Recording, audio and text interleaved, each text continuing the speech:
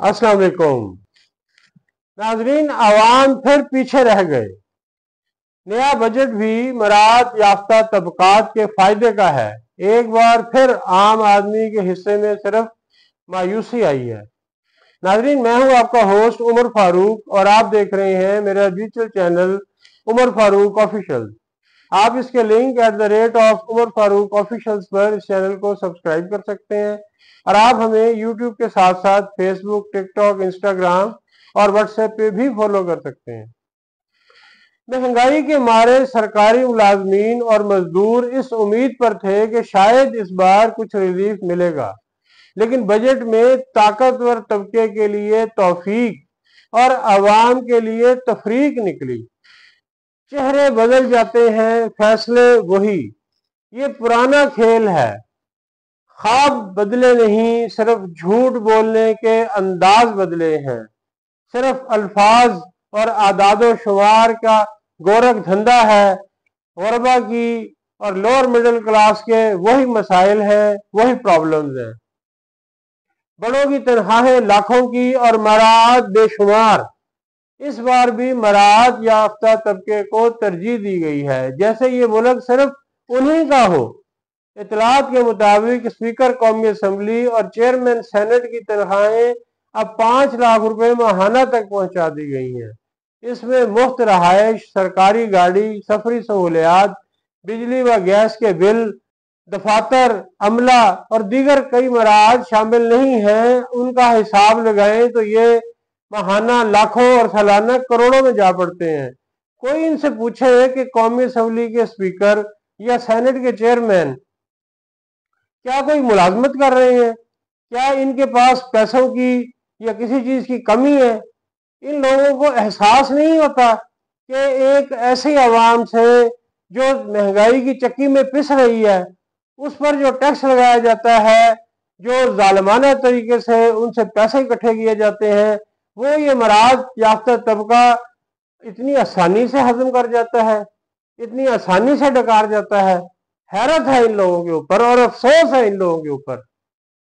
ये मराहत सिर्फ एक फर्द के लिए नहीं बल्कि पूरे तबके के लिए, अशराफिया के लिए एक रियासती तोहफा है, जिसकी कीमत वो लोग चुकाते हैं जो महंगी रोटी, महंगी बिजली के बिल और 2 वक्त की दाल के दरमियान जिंदगी का हिसाब लगाते रहते हैं। पार्लियामेंटेरियंस के लिए बिजनेस क्लास सफर, आला होटलों में कयाम, गाड़ियां, सिक्योरिटी, ड्राइवर, दफ्तर के अखराजात, वो सब कौमी खजाने की जेब से पूरे किए जाते हैं। IMF के हवाले से हम देखें तो एक तरफ मुल्क कर्जों में डूबा हुआ है और IMF के सामने हाथ फैलाए खड़ा है, और दूसरी तरफ अवामी नुमाइंदे शाहाना अंदाज में कौमी दौलत पर पल रहे हैं, जैसे कौम इनकी अयाशी के लिए वजूद में आई हो। अब तो IMF के वफद ने भी हाथ खड़े कर दिए हैं।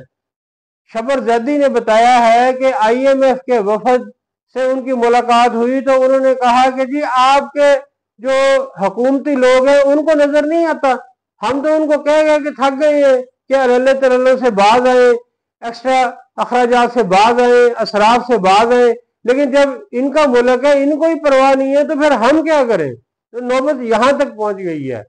अवाम तो गोया बाज गुजार है। ये मुल्क अशराफिया का है, बाकी सब तो महकूम है, गुलाम है। इतने जुल्म तो शायद ईस्ट इंडिया कंपनी ने भी नहीं किया था जितने इस वक्त मुल्क की अशराफिया, लोअर मिडिल क्लास और गरीब तबके कर रही है।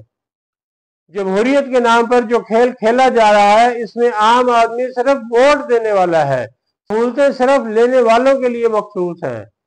वोटर कतार में लगता है, नुमाइंदा VIP प्रोटोकॉल में चलता है। आम मुलाजिम और मजदूर कहाँ खड़ा है? सरकारी मुलाजमीन की तनख्वाहों में सिर्फ 10% इजाफा, सिर्फ 10% इजाफा किया गया है, जबकि महंगाई की शरह 25% से तजावज कर चुकी है। ये इजाफा दरअसल कागजी दिलासा है, अमली जिंदगी में इसका कुछ मतलब नहीं, इसका कोई फायदा नहीं। हर चीज की, रोजमर्रा की अशिया, किराए, स्कूल फीसें, दवाइयां, कीमतें दुगनी चौगनी हो गई, लेकिन तनख्वाहों में इजाफे का मयार हुकूमती बेहिसी का मुंह बोलता सबूत है। मजदूर की कम से कम उजरत 37,000 रुपये माहाना ही रखी गई है, लेकिन आज भी सैकड़ों नहीं बल्कि हजारों इदारे इस कानून को खुलेआम पामाल करते हैं और कोई पूछने वाला नहीं। एक प्राइवेट इदारे का चौकीदार, एक अस्पताल का माली, सबके हालात एक जैसे हैं। एक स्कूल का क्लर्क हो या आया, तनख्वाह कम, काम ज्यादा और तहफ़्फ़ुज़ कुछ नहीं। एक सरकारी क्लर्क, नर्स या उस्ताद बमुश्किल 40 से 60 हजार रुपए कमाता है। उसे हर सहूलत के लिए फाइलें उठा उठा कर दफातर के चक्कर लगाना पड़ते हैं, जबकि मराज याफ्ता तबका बगैर किसी मेहनत के सहूलतों से मुस्तफीद होता है। एक आम पाकिस्तानी के चेहरे पर पसीना होता है और खवास की जेब में मराआत और चेहरे पर शगुफ्तगी और मुस्कुराहटें। हम तो पड़ोसी मुल्क से भी सीखने को कुछ तैयार नहीं।